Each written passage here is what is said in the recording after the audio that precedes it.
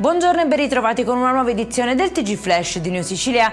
In apertura stop alle assunzioni in Sicilia nella società partecipate e controllate dalla Regione fino al 31 dicembre 2027.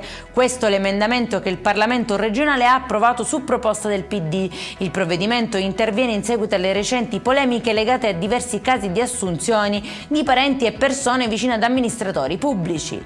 Via libera dall'ARS all'emendamento governativo che garantirà per il 2026 la gratuità dei trasporti pubblici extraurbani su gomma per il personale delle forze armate, delle forze di sicurezza e del corpo forestale regionale. La misura è stata approvata con uno stanziamento complessivo di 2,45 milioni di euro destinato a coprire i costi del servizio.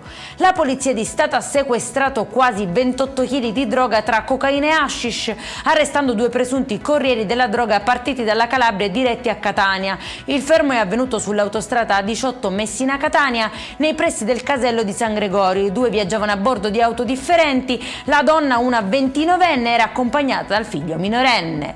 Tentato assalto nella notte allo sportello ATM dell'ufficio postale di via Canfora a Catania. Alcuni malviventi hanno cercato di far esplodere la cassaforte del banco posta utilizzando un ordigno rudimentale che però non ha funzionato, facendo fallire il colpo. I ladri sono riusciti a fuggire a bordo di un'auto prima dell'arrivo degli agenti. Ha un volto e un'identità il presunto aggressore della 32enne che nei giorni scorsi è stata colpita al volto in una discoteca di Catania. Il denunciato è un 25enne straniero, fondamentale per il riconoscimento e l'individuazione da parte della vittima sui social di una fotografia del presunto aggressore. Per questa edizione è tutto, prossimo appuntamento alle 19:30, buona giornata.